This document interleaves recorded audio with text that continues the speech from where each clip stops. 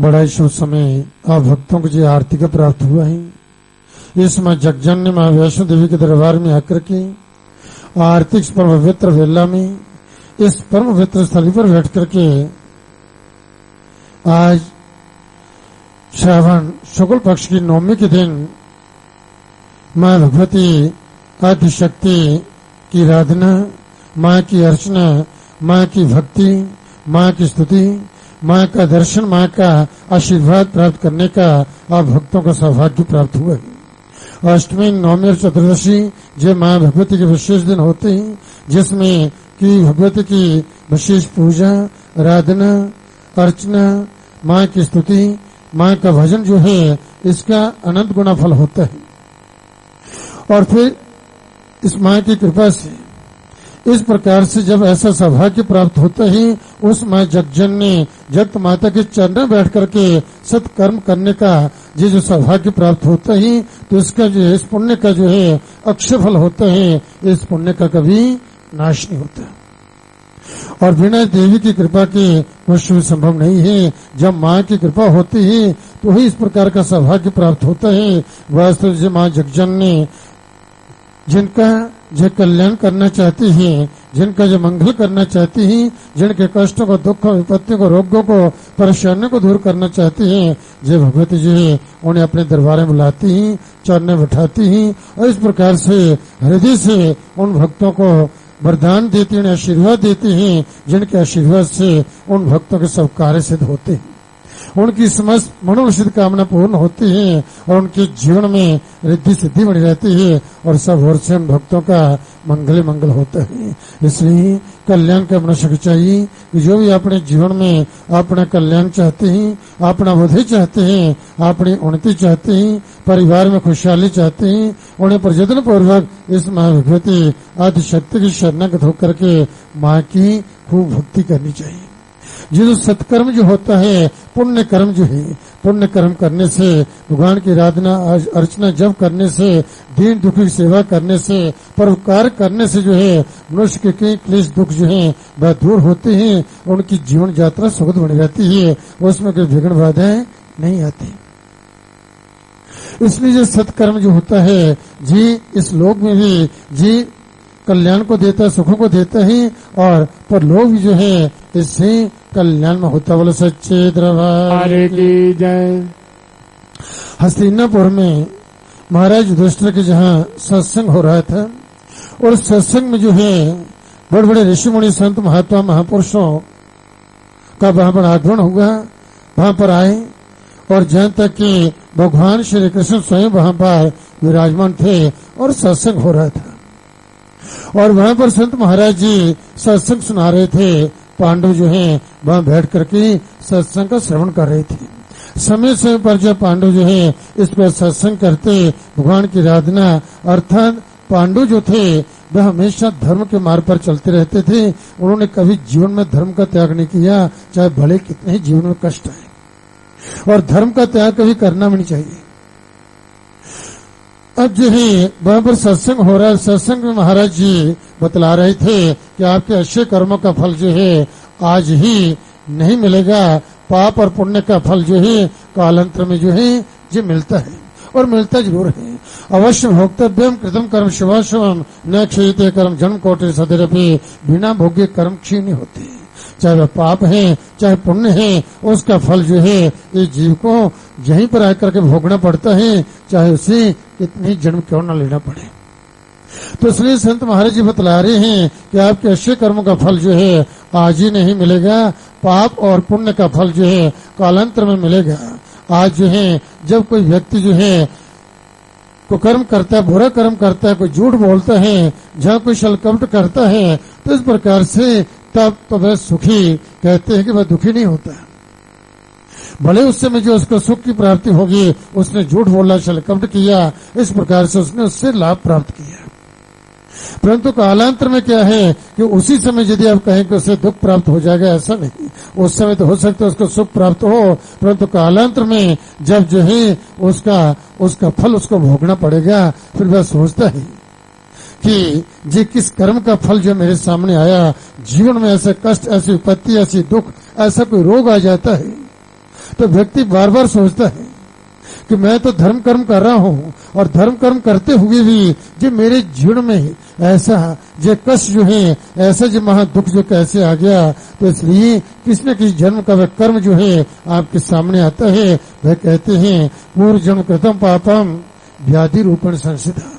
पूर्व जन्म का किया हुआ पाप जो है वह दुख के रोग में जो है इस प्रकार से किसी रोग के रोग में आकर के उत्पन्न हो जाता है।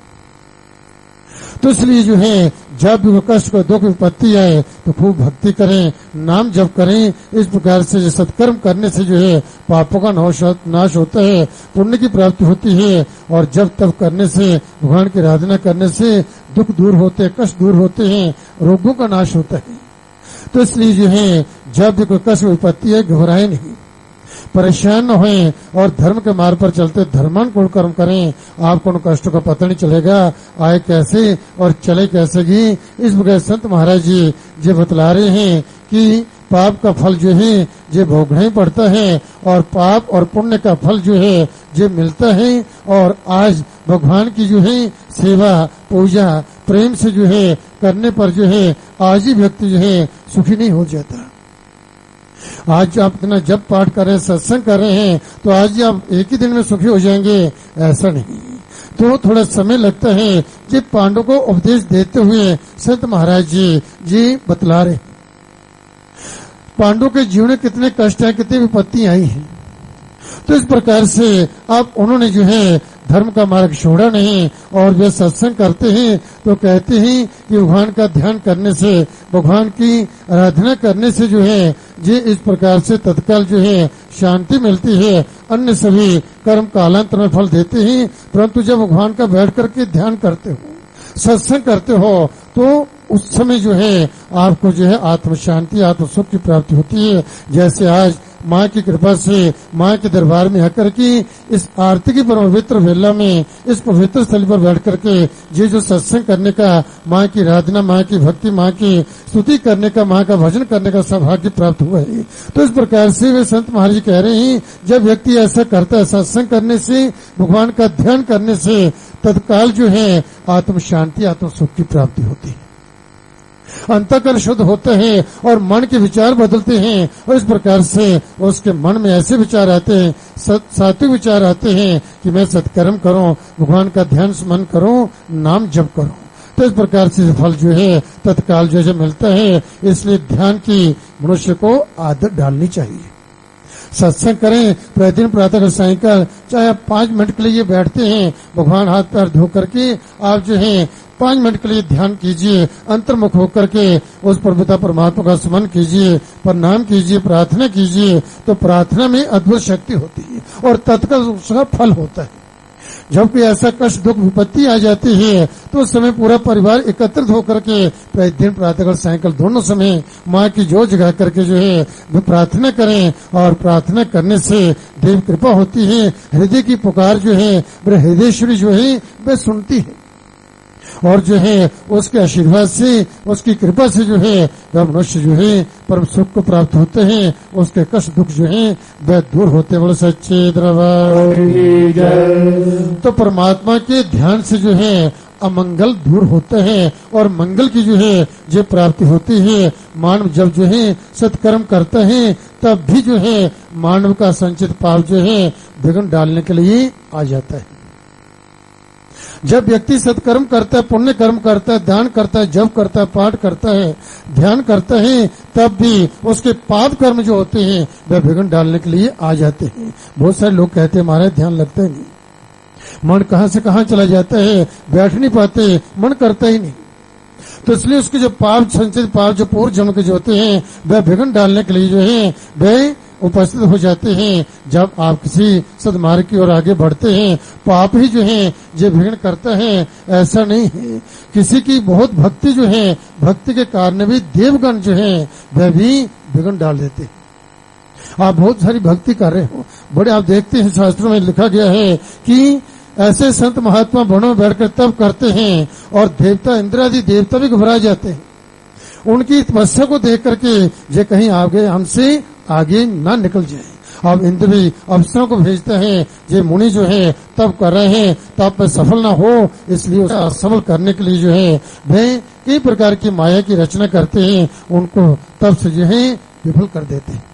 तो अति भक्ति जो है, जब भक्ति व्यक्ति करता है उसमें भी जो है विघ्न आ जाते हैं, देह विघ्न डाल देते हैं। तो ये संत महाराज जी कथा सुना रहे हैं इस प्रकार से कि विघ्न खड़े कर देते हैं। शास्त्रों में जो है वर्णन है कि जब कोई जो है ध्यान करने बैठता है तब जो है 1,00,000 जो है वीर पुरुष जो है विघ्न लेकर के खड़े हो जाते हैं। जब व्यक्ति क्या करता है, ध्यान करता है, ध्यान के लिए बैठता है 1,00,000, तो तब जो है इतने जो है वह 1,00,000 पुरुष जो कहते हैं वह विघ्न डालने के लिए खड़े हो जाते हैं, परंतु वे अदृश्य होते, दिखाई नहीं देते हैं, देखते नहीं, अदृश्य रहते हैं और जो है इस प्रकार से उनका दर्शन ही होता है। तो कहते हैं कि फिर जो है भगवान के दर्शन और कथा श्रवण में जब व्यक्ति बैठता है, दर्शन के लिए चलता है, उसमें कहते हैं 50,000 पुरुष जो है वह विघ्न डालने के लिए उपस्थित होते हैं।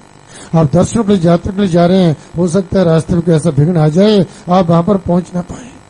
कथा के लिए जा रहे हैं, कोई ऐसा विघ्न आ जाए वहां पर ना पहुंच पाए। इसलिए दान करने की जब इच्छा होने पर, दान करने की इच्छा में दान करो, तो कहते हैं उस समय जो है 25,000 जो है दाहिना हाथ ही पकड़ लेते हैं दान करने के लिए। ऐसा विघ्न आता है। अब जो है संत महाराज बता रहे हैं कि इस तरह से कई प्रकार के विघ्न उपस्थित होते हैं। बार पांडव कथा सुन रहे हैं, उनमें भीमसेन जो है वह खड़े हो जाते हैं, महाराज इस पर मुझे विश्वास नहीं है, विघ्न कैसे आते हैं, कैसे विघ्न उपस्थित हो जाते हैं, और इस बात को मैं नहीं मान सकता कि कैसे कोई दान करे तो विघ्न आ जाए तो दान ना हो, कोई दर्शन करने के लिए जाए तो उसमें विघ्न आ जाए तो वह इस प्रकार से वह भगवान का दर्शन न कर सके। जहाँ कहीं गंगा स्नान करने के लिए जाता है तो किस प्रकार से विघ्न जो रोक लेते हैं, ऐसा नहीं हो सकता जी, बात सत्य नहीं है। ठीक है, शास्त्रों में लिखा है, ये शास्त्रों की सारी बातें ठीक हों, मैं नहीं मानता। भीमसेन इन बातों को नहीं मानते हैं। भगवान कृष्ण बाहर विराजमान हैं, भगवान कृष्ण भीमसेन को समझाते हैं। भीमसेन जिन ऋषियों ने, जिन मुनियों ने, जिन तपस्वियों ने, जिन महापुरुषों ने इन शास्त्रों की रचना की, वह वन में बैठ करके जो है तप करते हुए और जो है जी वृक्ष की छाया में बैठ करके जो है उन्होंने जो रचना की, उनका कोई स्वार्थ नहीं था। कोई स्वार्थी व्यक्ति हो तो उसे रहता कि ठीक है मैं ऐसा लिख दूं जिसमें मेरा स्वार्थ है, परंतु जिनका कोई स्वार्थ नहीं तो वह झूठ क्यों लिखेगा। तो इसलिए ये झूठ नहीं हो सकता, शास्त्र का वाक्य जो है झूठ नहीं हो सकता। परंतु भीमसेन कहते हैं कि मैं ऐसे नहीं मानता।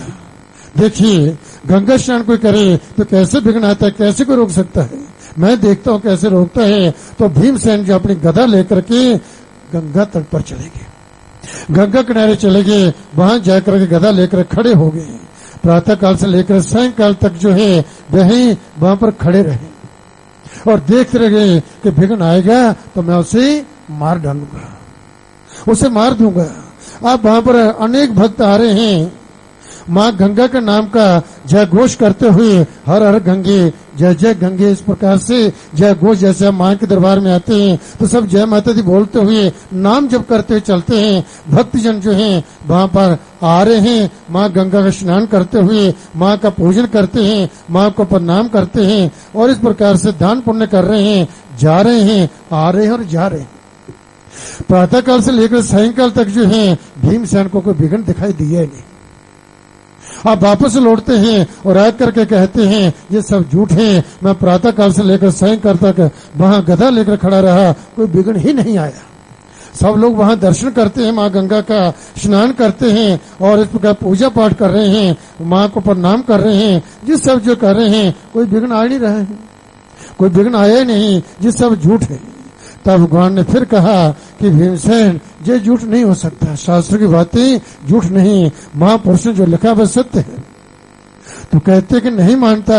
तब भगवान कृष्ण ने कहा ठीक है आप नहीं मानते, मुझे एक बात बतलाओ, आप प्रातः काल से लेकर के सायंकाल तक गंगा किनारे खड़े रहे, मुझे ये बतलाओ कि प्रातः काल से लेकर सायंकाल तक आपने एक बार भी माँ गंगा को प्रणाम किया नहीं। आपने प्रातः काल से लेकर के सायंकाल तक वहां पर आप खड़े रहे, क्या आपने वहां माँ गंगा की जहां स्नान किया नहीं। आपने कोई वहां रहते हुए जो है इतने 12 घंटे वहां पर रहे, परंतु आपने कोई दान पुण्य किया नहीं। तो यही विघ्न है। प्रातःकाल से लेकर सायंकाल 12 घंटे आप खड़े रहे, परंतु आप वहां पर जय घोष भी नहीं बोल पाए, माँ का नाम तक नहीं आप बोल पाए। ये बतलाइए, क्या आपने भक्तजन जो है वहां पर जयकारे लगा रहे थे, माँ गंगा के हर हर गंगे बोल रहे थे, आपने क्या एक बार भी बोला वहां पर? नहीं। यही विघ्न है, दिखाई नहीं देते हैं, अदृश्य होते हैं, परंतु अब जो है जब तक देव कृपा न हो तब तक कोई कुछ कर नहीं सकता। इसलिए कोई ऐसी दृश्य शक्ति होती है, उसकी कृपा के बिना कुछ भी संभव नहीं है। इसलिए ये विघ्न जो है सत्य हैं, विघ्न आते हैं, इसलिए उन विघ्नों को दूर करने के लिए जो है भगवान का स्मरण, जो भगवान का ध्यान, जो है माँ भगवती की आराधना, ताकि हम जब भगवती कहे, भगवती महामाया और इस महामाया के द्वारा ही सारा जगत जो मोहित किया गया है।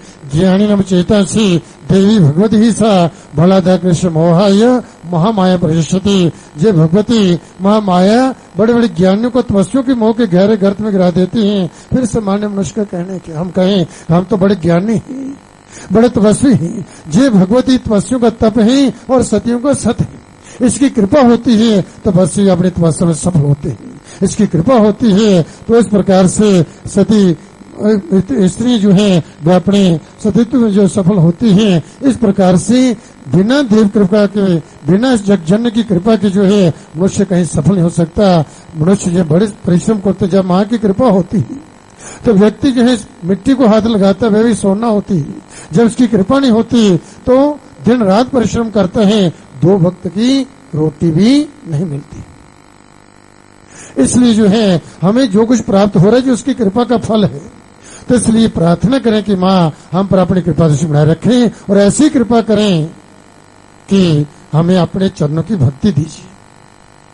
आपके चरणों की भक्ति करते हुए, आपके नाम का जप करते हुए, आपकी आराधना अर्चना पूजा करते हुए हमारा जीवन बीते, ऐसा हमें आशीर्वाद दीजिए, ताकि जो है हम इस लोक में धर्म के मार्ग पर चलते, धर्म को कर्म करते हुए, आपकी आराधना अर्चना पूजा, आपके नाम का जप करते हुए हम कल्याण को प्राप्त हो। हमारा जे लोग और परलोक दोनों कल्याण में हो जाएं, ऐसी हम पर कृपा कीजिए, ऐसा हमें आशीर्वाद दीजिए। बोलो सच्चे दरबार की जय। ता बड़े धर्म सौभाग्यशाली ही जब भक्तों को इस माँ के चरणों में बैठ करके माँ की भक्ति करने का सौभाग्य प्राप्त हुए, तो सभी माँ विभूति के मूल मंत्र का आप पाठ करेंगे। यह मंत्र परम शक्तिशाली मंत्र है। इस मंत्र द्वारा जो भक्तजन प्रतिदिन प्रातःकाल सायंकाल माँ की जोर जगा करके इस मंत्र का जप करते हैं, माँ की आरती करते हैं, माँ को प्रणाम करते हैं, उन शरणागत भक्तों पर इन तीनों माताओं की कृपा होती है। और जिन पर तीनों माताओं की कृपा होती है उनका सर्वत्र मंगल ही मंगल होते हैं, उनके सब कार्य जो है सफल होते हैं, सिद्ध होते हैं। तो सभी इस मंत्र का पाठ करेंगे। ओम ऐं ह्रीं क्लीं चामुंडायै विच्चे। ओम ऐं ह्रीं क्लीं चामुंडायै विच्चे। ओम ऐं ह्रीं क्लीं चामुंडायै विच्चे। ओम ऐं ह्रीं क्लीं चामुंडायै विच्चे। ओम ऐं ह्रीं क्लीं चामुंडायै विच्चे। ओम ऐं ह्रीं क्लीं चामुंडायै विच्चे। सच्चे दरबार की